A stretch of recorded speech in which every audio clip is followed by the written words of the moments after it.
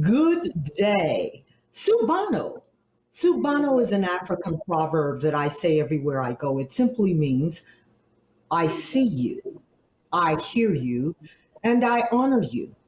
My brothers and sisters, I stand as tall as I do, for I stand on the backs of my ancestors. Had it not been for them and those who lost their lives and made major sacrifices on our behalf, I would not have this privilege to be able to pass on the baton of knowledge. Where there's knowledge, there's power. Power to make a difference in our communities. I say to you again, I see you, I hear you, and I honor you. I'm Queen Jefferson, and you're listening to Speak Life, a sister company of Speaking Life LLC, where we teach people how to take their pain and create their purpose. Let me tell you a little bit about creating your purpose. At the age of 5, I wasn't able to speak. I was fearful of what people would say. And I did not know that that fear would give me passion to create my purpose. At the age of 40, this young woman that could not speak at the age of 5 grew up to interview the first African American president of the United States, Barack Obama. I want to talk a little bit about speaking life. In 2018, I was driving to an event and I could not find the event. I had the GPS going and I just couldn't find the event. And so I said, God, what do I do? The Lord said very clearly, go home. I went home and began to work on another project. And immediately I started hearing all this rain. So I looked out the window and said, wow, I made it home just in time. But there was no rain. I couldn't understand. And then I looked around and I found out that my hot water tank had busted. There was water running everywhere. I called the fire department. They still couldn't get the water to stop. I literally, in a matter of seconds, lost almost everything that I owned. I stood on the front porch and said, God, what do I do? God says, make a decision, make a choice, speak into your pain and create a purpose. From that point, I moved into a brand new home built from ground up in Upper Marlboro, Maryland. Why am I saying this? It's because when you take your pain and you look at it in a different way, you can create your purpose. And today on Speak Life, we are going to have a young man who took his pain that he had and created his purpose. He was wrongly convicted and spent 22 years in prison and came out and created his purpose. Take a few minutes to look at this video about a person who was wrongly convicted. With all charges dismissed, Jerome Johnson walked out of Courthouse East a free man. His family greeted him. He says he has no ill will despite a nearly 30-year battle to prove his innocence. He was charged and convicted of taking part in the July 1988 murder inside the Night Owl Bar, located in the 3600 block of Woodland Avenue in Park Heights. It's now gone. Johnson's conviction had hinged on testimony from a 15-year-old girl who claimed he was in the bar at the time of the shooting. But now the city state's attorney has exonerated him and apologized. It is my hope that now that you are set free, that you're able to return home, you will heal and adjust to this rightly deserved freedom and live life to its fullest potential. Johnson has always maintained his innocence. Marilyn Mosby says reinvestigating the case with help from the Mid-Atlantic Innocence Project, they found the shooter, who is now dead, and 2 other co-defendants said Johnson wasn't there, and the witness who claimed he was had been mistaken. And today represents the first time in 30 years that the criminal justice system has worked for Jerome Johnson. For 30 years, it's failed him. But today, the wrong was finally righted. Johnson hugged his attorney, Nancy Forster, saying she believed in him, and he thanked all who worked on his release. I would like to thank everybody that participated in the investigation. Also, would like to thank Ms. Marilyn Mosby for bringing the integrity unit to the state sons here in Baltimore. And it actually do save lives, as we know that Joe, we don't always get it right. Mr. Anthony J. Wilson was born October 2nd, 1971, and is a paralegal investigator, director of Fresh Program, and a motivational speaker, and was raised in Washington, D.C. and Prince George's County area. He graduated in 1990 from Northwest High in Hyattsville, Maryland in 1991. Mr. Anthony was wrongly convicted for murder and spent 22 years in the Maryland Department of Health. The Maryland Department of Corrections. Let's bring to the stage none other than Mr. Anthony Wilson. Thank you. Thank you for having me, Gina. I truly appreciate getting this opportunity to talk about my wrongful conviction and what I'm doing today in regards to helping those who are still in the system and that didn't have anyone to fight for them to basically show and prove that they have been wrongly convicted through police coercion with witnesses, tampering with evidence, some prosecutor misconduct. And so my story is one where I was a product of a system that is corrupt. And from day one, I always pled my innocence from day one. And when I got my opportunity to present my case back in court, the state still didn't want to acknowledge that they're wrong. Mr. Wilson, can you tell us from the beginning how it all started? Let's just go back to the beginning. Okay, so I was questioned about some robberies that had occurred within the area that I used to live in. So what a lot of people didn't know to this day is that I was never picked up for the murder charge. And so the detective who was investigating that case happened to come and ask me while I was being questioned about the robberies, did I know anything about the homicide? And I told him, no, I didn't know nothing about that homicide, but a lot of homicides happened in that particular area. And so the detective told me, since you can't help me with the case, then I'm gonna pay somebody to say it was you. And he said, but if you could tell me somebody who did it, then I'll help you out with the kidnapping cases. I told him, I can't do nothing for you because I don't know anything about it.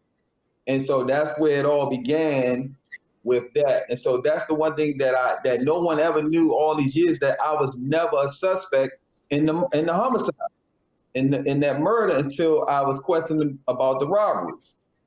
And so I went through years of fighting my case, and finally, the Prince George County Police Department for years kept telling me that my evidence was destroyed every time we requested. They got something called a motion for discovery, and they have an MPIA, which means Maryland Public Information Act. And every time I requested my police files, I would get a letter back saying, your evidence was destroyed, your evidence was destroyed. And so we was trying to figure out how could they destroy my evidence, and it was only a few years after my conviction, and we didn't understand it.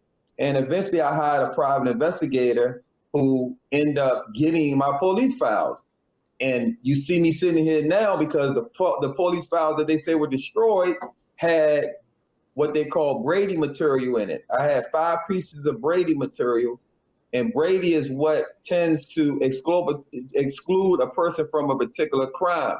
And that was what was in that police file. It was 5 pieces of evidence that excluded me as the person who committed the crime that we never knew about. So me learning the law and going to college while I was in, I end up doing my own motion, sent it to my trial attorney who had my case at the time, and him and I talked. He said, Tony, I never had any of this. And had I had it, it would have definitely made a difference in your case. So what I was talking about earlier was the state never really acknowledging or taking, the their acceptance of what they did to me, they asked me to withdraw my petition with prejudice, and they would let me go. And so I didn't want to do that, but at the time, the investigator and attorney that was representing me, they basically said, look, Tony, you already got 20-something years in, ain't no need to fight them. You initially had a life with no parole. They told you was never coming home. You could fight them, from the street. So I said, no problem. So once I was released, I started helping guys out that are still in. And I went to Howard University based on an essay that I wrote for them about my wrongful conviction. So they accepted me in their first ever paralegal certification course. And while I was attending Howard University paralegal certification course, one of the professors, and I will always give her the utmost respect, she's retired now, her name is Judge Epps. And she told me, she kept me after class one day, she told me, she said, look, we know your situation, I see your work, you know your stuff when it comes to the law. She said, but once you graduate, which I know you will, she said, don't work for a law firm, create your own business where you can contract yourself out. And that's where you see in the back, it's called the Great Injustice. And I established a paralegal consultant service called the Great Injustice Paralegal Consultant Services. So what I started doing was I would aid and assist attorneys in helping those who were wrongly convicted, finding witnesses. And the case that you just saw, that was one of the cases that I'm like a hidden figure in that case. And I was the investigator that actually found that witness in that case.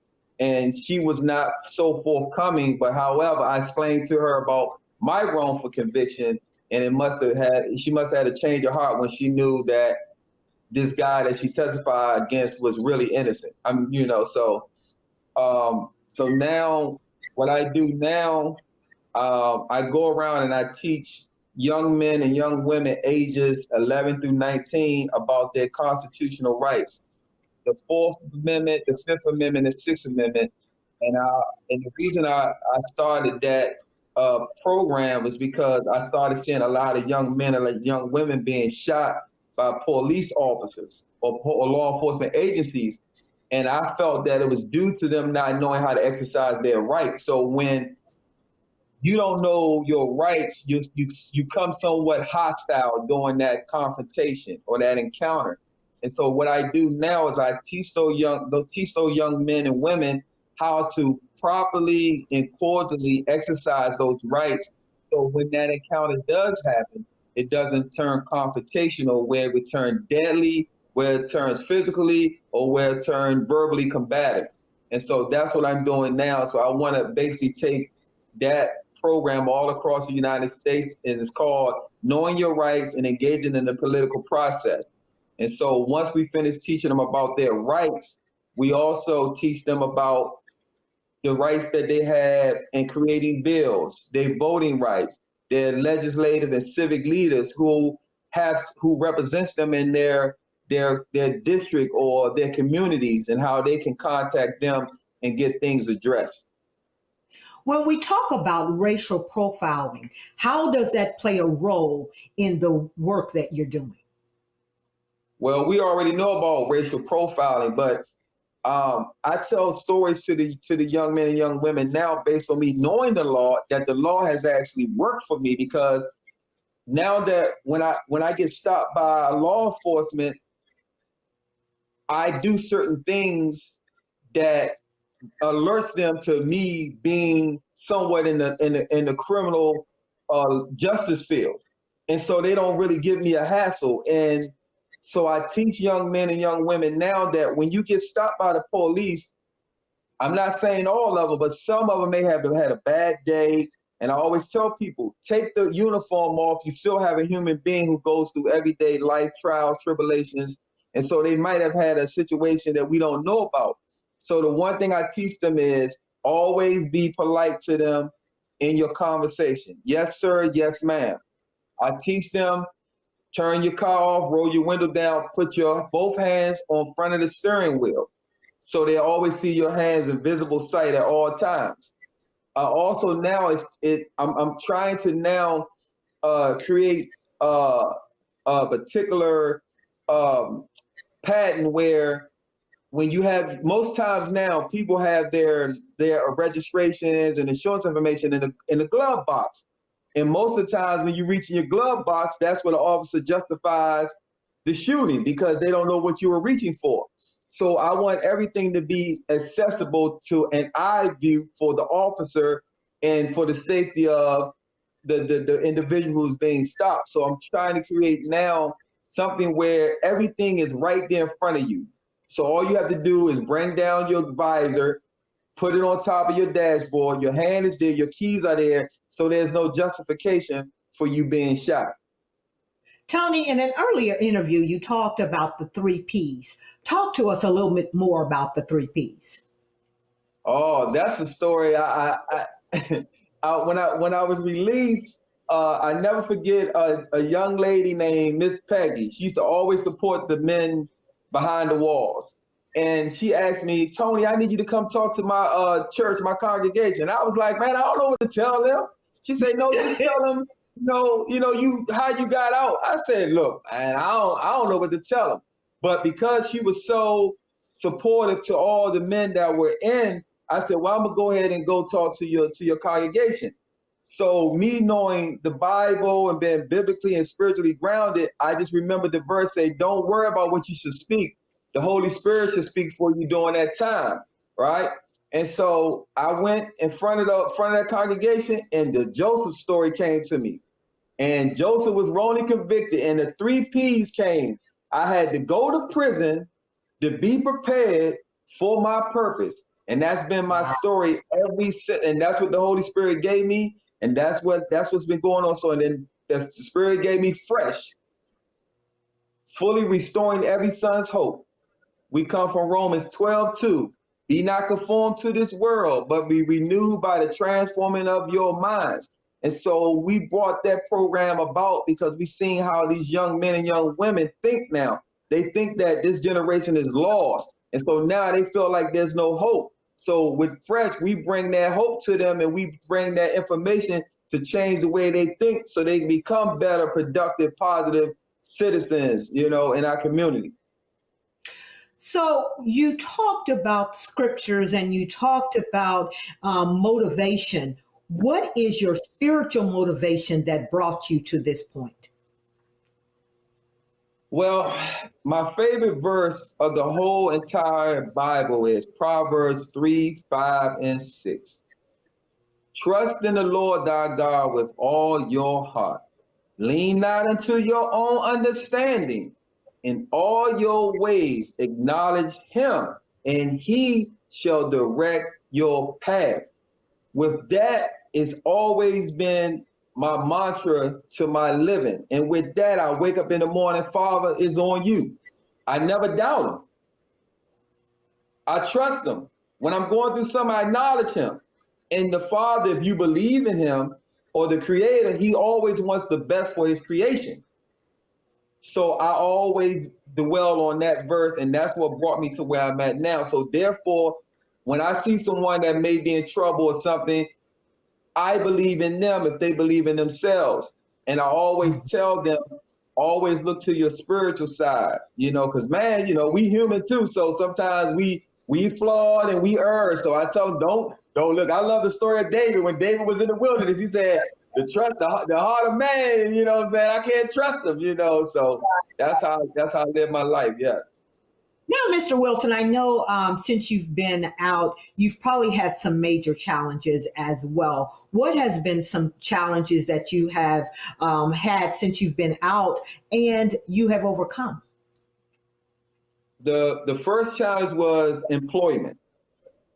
So everywhere I went, I would fill out the application, but then I had to put, have you ever been convicted of a crime? Once they saw that was the negative where we don't need you. We already filled that spot. So I went back to the Creator, like I said, and acknowledged him, and he gave me that gift for when I learned the law when I was in. And so I started helping other individuals who were behind the wall. And so with me facing that hurdle, I tried to impart to those individuals that's coming home to create their own businesses. So I believe in entrepreneurship for those who've been formerly incarcerated, because society, individual, people, businesses are going to look at you a certain way. But if you do your own thing and run your own business, then you can do it your way and don't have to worry about no one looking down on you, because you're producing your own product and producing your labor and your own skills. What has been some challenges in your own business? Well, I started a business called Many Faces Buffing and Cleaning Services years ago. And when I created the business, it was geared to helping the returning citizens. So I went down to parole and probation, passed out my flyers, gave it to the different agents, said, anybody that come home and they want a chance, I will hire them. So before I would hire anyone that came, from a former place of incarceration, I would do like a talk. I would talk like a man talk to another man and find out where they at mentally, because everybody is not ready to do a job. And this is my business and has my name on it, so my reputation also. And so a lot of the individuals who I hired, after 1 or 2 checks, I didn't see them anymore. So I ran the business for maybe like 5 years, and after that, I let it go because I realized that it was only a stepping stone for those individuals coming out, which I wanted, but that's not what they wanted to do. And so with the Fresh program, I started a curriculum basically dealing with your niche. So that's what we do now. We find someone's niche, their desire, their passion, and then we home on to that, and then that's where we find employment for. And so we know they'll stay there for a long term and not temporarily. So you find their purpose.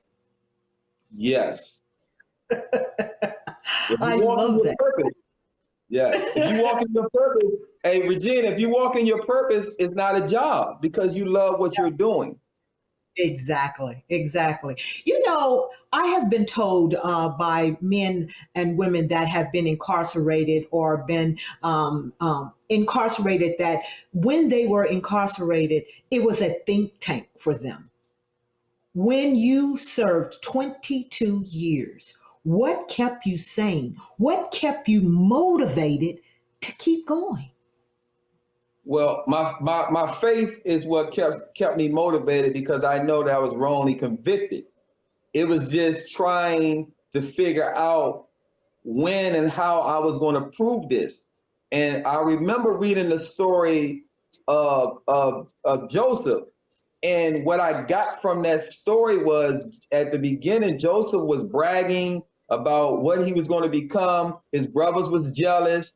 However, during the course of what he'd been through to be prepared for his purpose, he was still finding favor through God. God allowed him to find favor. And that's how it was with me during my course of incarceration. I kept finding favor, but I didn't know how my story was going to be related to Joseph. And at the end, he came out to save a lot of people, because during the time of the famine, Joseph was there as the governor of Egypt, and he saved the children of Israel and his family. And so when I came out and I saw the people that, the young men and young women on the street, I was like, this is my purpose. And so with everything I've been through, staying hopeful, staying faithful, I always tell people to this day, Regina, I say, remain faithful. You got to remain faithful. That's the most important thing to the Creator, because you have to believe. And I tell people, why you can't believe when you see everything around us? Everything around us was a thought before it was created. Yes. I think it's amazing that you've really evaluated your pain, and you took that pain and you said, yeah, this happened to me, but I don't have to stay in it. I don't have to. Where did that come from? When you were a child, did your parents teach you to have resilience? Where did that strength come from prior to going into prison? Well, I always was built like that. So let me say this humbly, Regina. I always was built a certain way. And I tell you this now, I never drank, I never got high, I never smoked, I did any of those things. And to this day, all my buddies say, man, you ain't never do nothing. And I wasn't the one who was succumb to peer pressure. So when everybody was passing around the Thunderbird when we was younger, everybody had to put their little quarters and dollars in to go up there and get that cheap red wine or liquor. When everybody was trying to smoke the stats and the weed and the Love Boat, they were passing around, hey, I'd be like, I'm good. When they was passing around the cigarette, the Cools, the Newport, the Marlboros, I never would do it. And so I always been a person, even at a young age, that I never allow peer pressure to be a factor in my life. So I tell the young men and the young women that I teach now to be a trendsetter, to be a trailblazer, and to be a pathfinder, meaning those individuals follow you. You don't follow them. Be leaders. What is some of your passions right now? Where do you want to go from here with your businesses? Because you have a couple of businesses. Yes. I want to go across the whole universe with what has happened to me, and I want to inspire other individuals who are going through what I'm going through. And so when I started my Pearl Elite Consulting Services, this was the one question that used to be asked me by my clients. They would say, do you ever think my son would come home? Do you ever think my husband would come home? Do you ever think that my brother would come home? And this is before they would hire me. And I would look them in their face and said, you're looking at me. You're looking at hope. I said, I had life with no parole, plus 20 years. Let me say it again to you, ma'am. I had life with no parole, plus 20 years. I said, I'm your hope. I'm your faith. If I can sit here right now, when they told me, a man told me I was never going to see the street again. So when man say no, God says yes. Mr. Wilson, how did you come out of that not being angry at the system, even though you're in a positive state of mind? But how did you not be angry a period of time? So the prosecutor that dealt with my wrongful conviction, even though they didn't acknowledge what they did wrong, her and I became friends. And she asked me one day, because she started seeing me in court all the time dealing with cases. And one day we were sitting out in the lobby waiting to go into the courtroom for a case I was working on. And she said, Mr. Wilson, are you bitter? And I looked at her and I said, I'm going to show you how bitter I am by helping all the people I can't get home. That's how my bitterness. That's what I told her. And she looked at me and she said, understood. So instead of being mad at them, I basically turned that into being a vessel and helping others get home and working on their cases. And so her and I became very, very, very close. I mean, she still had to do her job, and she told me after I graduated from Howard and I took my certification, everything up to her office with my stuff from Howard, and she looked at me and she said, I'm glad I took a chance on you. She said, she said it was a word she said about I'm her protege or prodigy. Yeah, she said, you're my pro. She said, I'm glad that my poster. She said, you're my poster child. She said, you're the one that, because she never gave anybody relief.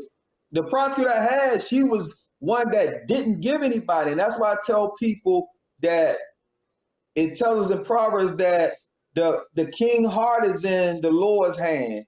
It's like the waters of the river. You know, it goes and flows whichever which way. So for her to have agreed to that particular deal at the time, it was all about God's timing, because from what I learned from her doing cases, she don't give nobody nothing. And I've been in the courtroom with her. Yeah. You know, you spoke a lot about your relationship with God. Talk to us a little bit about your relationship with your family. Well, my family is close knit. When I was in, my brother was killed in '94 coming out of a nightclub. Him and I were very, very, very, very, very, very, very close. My mom, she passed away in '08, complications from diabetes. My father is just me and my father now. I had one daughter who the young lady was pregnant at the time when I was dealing with this ordeal. And so when I finally returned back, into the community, I had a talk with her, and the one thing I said to her was, I can't make up for lost time. We can move from this day forth and develop our bond and our father and daughter relationship. And that's what we did. Me and my daughter had maybe one confrontation during the whole time since I've been home, and we didn't speak for about 2.5 months. But then I called her because it was my granddaughter. She gave me. So let me tell you this, right? Because I want people to hear this, how God works.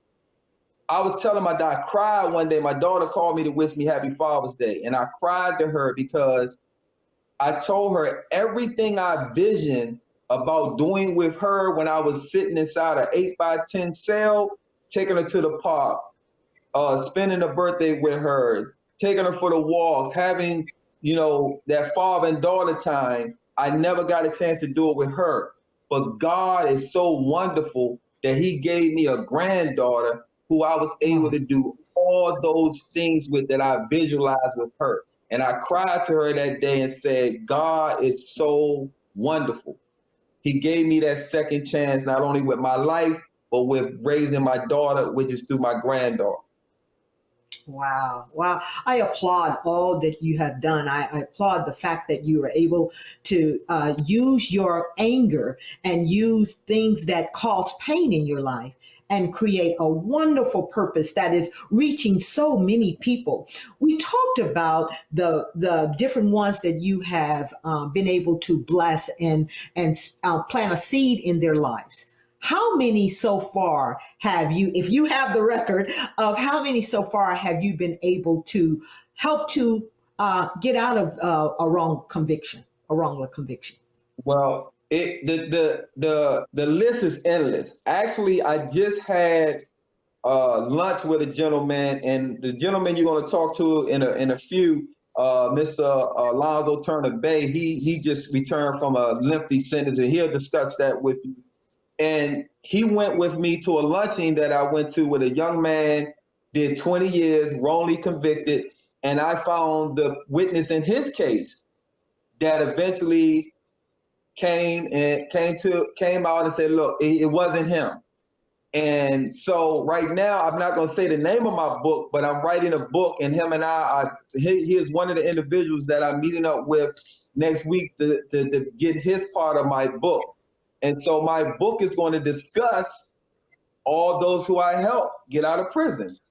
And so, and the name of my book is going to relate to my situation. So I'll give you just a little segment of what the theory is. The theory is, although I was wrongly convicted and the state didn't want to give me full acknowledgement of it, the evidence shows it. So I don't have a problem. The evidence showed that somebody else did it.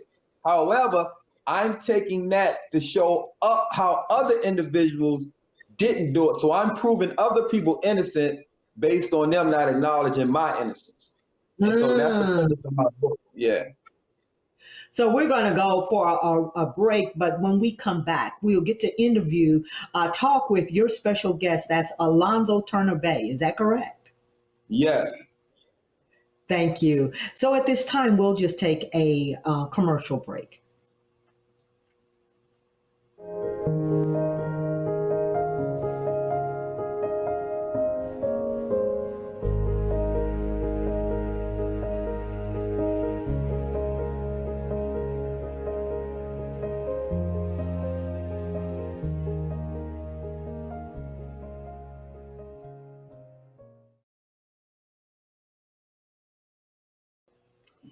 If you tuned in to the most informational time of your day.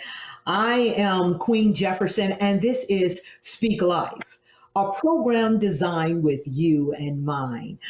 Today, we've been talking with a Mr. Anthony Anthony Wilson, and he has been wrongly convicted and served 22 years in prison. His story is amazing. But the story gets even better because he took his pain and created a purpose. At this time, we want to welcome Mr. Alonzo Turner Bay to the program to talk a little bit about some things that he has gone through and how he is here today to talk to us about his pain. Welcome to Speak Life, Mr. Alonzo. Talk to us a little bit. Hello. Talk to us a little bit about what happened to you. At the age of 17 years old in 1989, I was convicted of homicide and sentenced to life plus 5 years in prison as a juvenile. I served 31 years, 6 months, and 15 days. I was released within the last 60 days. And it's been a learning experience to come out of prison as a child who was sentenced to life in prison after all this time, and to have to learn to start life all over again. It's bad enough I didn't do it before I went in, and then to come out, cell phones, computers, technology. It's an overwhelming experience to try to learn life all over again after so long. 31 years, that's almost institutionalized. Tell us, what was your life in prison? Well, when I went to prison, I was in 11th grade. When I took the GED test, it was 36 people. I was the only person to pass. After that, I went to college. I went to Coppin State College. While in college, the President Bill Clinton and the Senate, they ended the Pell Grant, so I wasn't able to finish college. But I was able to take on as many college courses and voluntary classes, programs, certificates, create programs. I created a program called Positive Change, which stands for Positive Citizens Helping a New Generation Evolve. And what we do, we was working with at-risk youth, bringing them in. We don't believe in the Scared Straight program. We believe in educating the youth about our past, about the things we went to, the things we brought them to prison, peer pressure, drug abuse, selling drugs, getting involved with the wrong crowd. We letting them know that these things will lead you to a path where you don't want to go. So our whole problem was to try to stop our youth from coming to prison. We speak to politicians. The last 10 years, I've been active in the political process here in the state of Maryland. For the last 2 years, I was instrumental in getting bills introduced, dealing with removing the governor from the parole process, and also for juvenile offenders who are even serving life or extremely long sentences, where they can get a second chance after doing 20 years in prison. Alonzo, originally we start talking about the work that Mr. Tony Wilson has done. How was he instrumental in your release? I've been knowing Mr. Wilson for almost 30 years, about 28 years. Me and him have known each other over the years in the prison. Both of us are engaged in the law and the legal process. Soon as I came out of prison, Mr. Wilson was dead. He give me all the advice. If I need somebody to talk to, he there to talk to me. He do whatever is needed to help me reintegrate back into society and to make the transition a lot more easy. There's a lot out here, and we need help. You need somebody to help walk you through this transitional process. And Mr. Wilson has been a tremendous help, and not just me, but other men who get out of prison. He there for us. He took me to lunch, and from there we talked. He give me his number. He say, call me. You need somebody to talk to, regardless of what time of night it is. Anything on your mind. You got some issues that need to be dealt with. You need to go somewhere to help get your ID and things. So all the things a person needs to transition back into this community, he has been a help. So it was a complete reentry program. Not just is yes, and he's been doing it all, with his organization, the Great Injustice, Project. Mr. Turner, you talked about how you went in and all the stuff that you experienced while you were there. What kept you sane? What was that glue that kept you motivated to push on and to have faith? My belief in God, my strong, dominant belief in God. If it wasn't for God, I don't know where I've been. Because there's a lot of times where I wanted to throw the towel in and give up hope. There's a lot of times where I didn't see no light in the tunnel. It was nothing but darkness. I know of other individuals who came to prison as juveniles. In particular, I know this one guy, he's been locked up since 1965. Oh. Prison at 16. He's still in prison today. So it's my belief in God that God got a bigger plan for me. And it's my job and duty to make sure I'm prepared for whatever it is to take it on and be successful in making sure it's get done. After 31 years, when you came back into society, how did your family embrace you? I'm sure they've all grown up and changed so much. How was that relationship when you came back home? I didn't even tell my family I was coming home. I got released on October the 16th, and someone picked me up, and I called them when I was in the car on my way home. And I told them I was released. They've been supportive of me. But one thing I want to say this is a relearning experience. You got to relearn your family. They got to relearn you over. It's like walking a tightrope because I don't know them completely no more. And they don't know me. So every day is a new learning experience with your family. They love me. They're doing everything they can to support me, take me to no appointments and things like that. But it's like meeting a new person all over again. Yeah, I can imagine. Prior, you were 17 years old when you went in. What was the reason for the arrest? I was charged and convicted of first-degree murder. I have a crime that involved drugs, and a drug deal went bad, and a robbery with another individual.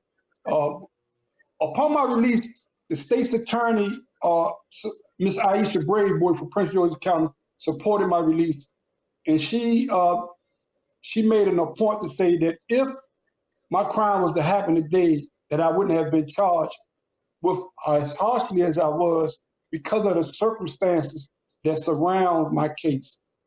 It was some violence in my case towards me, and in turn, it was some violence towards the victim. So that's not to minimize the fact that someone lost their life. I always try to be ever conscious of that. And, someone's family lost a loved one, and I'm remorseful of that. But it all developed around with both of us was doing things that we shouldn't have had no business doing. We was breaking the law. And in turn, someone lost their life. And I'm remorseful of that. When we talk about wrongly convicted, a lot of times we don't talk about the other side of, even though you were wrongly convicted, did they ever identify who the person was that committed the crime? No. Wow. So then the family never gets the closure. No. There's a whole lot of times where families don't get closure on cases. It's not on our behalf, it's because sometimes the government don't want to pursue it anymore. Wow. Yeah. Well, one of the things that I am very grateful for is that you have taken your pain and created your purpose. And so we want to do some closing words with you as well as with Mr. Tony Wilson. But what would you like to say to the community about the work that you're doing now in the community and to some young man or some young woman who may be watching this broadcast? Well, I want to say this, especially, I want to start off first with the young men and women in this community. Right? Learn your rights. Learn the constitutional rights. You know, if you're able to get in touch with the program Fresh, so you can be taught your right. One thing, we understand that the police got a job, but we also got a job. Our job is to make it home to our mothers, our fathers, our children, our family home safely. We can deal with the rest later. But if you are not here, we can't deal with it. So we're saying, prepare yourself when you go out to come back home. You know what I'm saying? And we got to stop engaging in the activities in our communities, in our neighborhood that are destroying our communities, destroying our neighborhood, and that are destroying us. Because we got to remember one thing, man. And after 200 and 400 years of slavery, God didn't bring us this far to abandon us. Amen. We made Amen. it through slavery, we made it through Jim Crow, we made it through segregation, we made it through drug addiction and abuse. That let us know that God got something in plan. In order for us to find out what he got in plan, we got to be ready to receive his message and prepare ourselves to take on whatever the task is at hand. And Mr. Alonzo, go ahead. With Mr. Anthony Wilson, working in the community, feeding people. Like today, we're going to pick up some food, and we just giving out food to the families that need it. These are the things that we got to come out of prison and do. Give back to the communities where we took something from. That's the only way we can rebuild our community. Well, Mr. Alonzo, I thank you for this time. I thank you for taking your pain and creating your purpose. I applaud you for being the man of God that making a difference in your community and your family. And we do hope that you have more success in the work that you're doing. Thank you. I am at this time, we're going to be bringing back to the platform Mr. Turner to do our closing, but I also am wanting to talk about that we're in partnership. I have reconnected to my wonderful partner, and that's Mr. Rick Gray, who is the CEO of Steel Beach Post Productions. And I am just excited that we're doing work again. And if you want someone to do your videos or to do your podcast, Mr. Gray, Rick Gray is there for you, and he will be providing his information as well. At this time, we'd like to bring back to the stage is Mr. Wilson for the work that he's doing. I'm just amazed and thankful that we've had this opportunity to have Mr. Wilson to come to this platform at this time. Thank you. Thank you.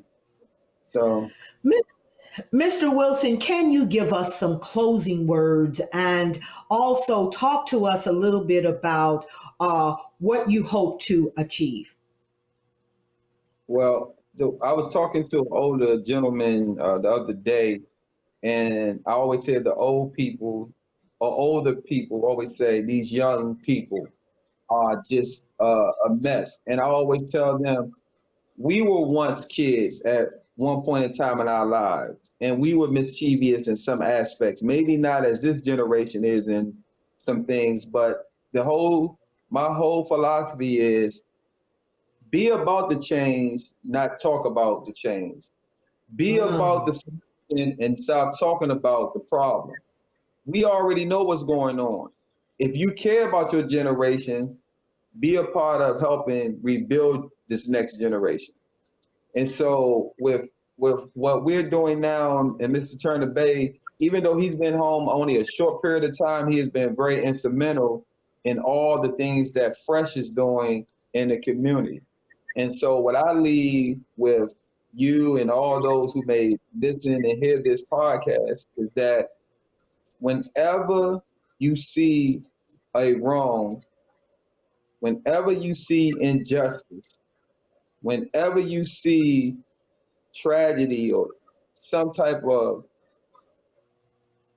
harshness that's going on around you, don't just look and do nothing. And the reason I say that is because one day, maybe not you, but someone you know, someone in your family, your son, your daughter, your mother, your father, your uncle, your niece may be a product of that situation. And then you're saying, Dad, my mother's going to do, my father's going to do that. But had you been a part of helping resolve that, it may have prevented that particular situation from occurring. And that's why knowing your rights is very important to our project, because we are trying to be proactive in our approach to prevent that incident from occurring. And I'll say one short thing. One young man who did our program got stopped by the police. And when the police asked could they search him, he said, I exercised my Fourth Amendment right, which is an unreasonable search. And the police said, where you learned that from? He said, I learned it from a program. And the police said, man, by you saying that, I'm going to let you go. And the young man was so happy. Yeah, he said, man, just say if I'm saying he exercised Fourth Amendment right, the police basically asked the questions, let him go. Because now the police sees that this young man is informed. And a lot of our citizens are not informed. And so I just leave everybody with, be a part of the solution, not the problem. I'll be remiss if I didn't say something about your sweatshirt. Talk to us about your sweatshirt. Is that in reference to your business? Well, it's a young lady. Her name is Phoebe. When I met her, I had to support her because I didn't know what it's meant. It stands for, her brand is called Never Brand. So I was like, what is Never Brand? She said, so it says, never stop, never give up, never alone. So her brand basically talks to everyone as a whole in society about whatever you're going through in your life, don't ever give up. So her product is Never Brand. So if you can look it up or Google, you can go onto her site and support this young lady. Because like I was telling you earlier in the show, everything we see was a thought before it became manifested. So we can do anything we want. We just don't utilize our God-given gift. Okay. Can you give us how we can contact you for more information? You can go on to, if you want to reach me from The Great Injustice, just go to thegreatinjustice.com. You can send me an email through there, or you can go to the fresh program. It's called Fully Restoring Every Son's Hope. That's FULLYRESTORNSHOPE.com. And I was going to change that, but I remember it was pretty long. And I told it when I first was starting the nonprofit, the lady, I said, yeah, I got to change it. She said, no. She said, that is so unique. Fully restoring every son's hope. She said, I love that. Yeah. So I just left it alone based on her. Well, at this time, I want to thank you, Mr. Wilson. I want to thank your special guest that you brought on, and being able to help so many people to find their purpose in all different ways. And I will never forget your 3 Ps. And so in the work that you're doing, I want to continue to send God's peace and blessings, and never forget the pleasure of the journey. And I applaud everything that you're doing in the communities. Thank you for having us. If you've tuned in, I know you have been motivated, inspired, and empowered. If you think you're beaten, you are. If you think you dare not, you don't. If you think you're outclassed, you are. You have to think high of yourself before you could ever win a prize. Life's battles doesn't go to the faster or stronger man or woman, but it goes to the man or woman who thinks he can. Until next time, never forget the pleasure of the journey.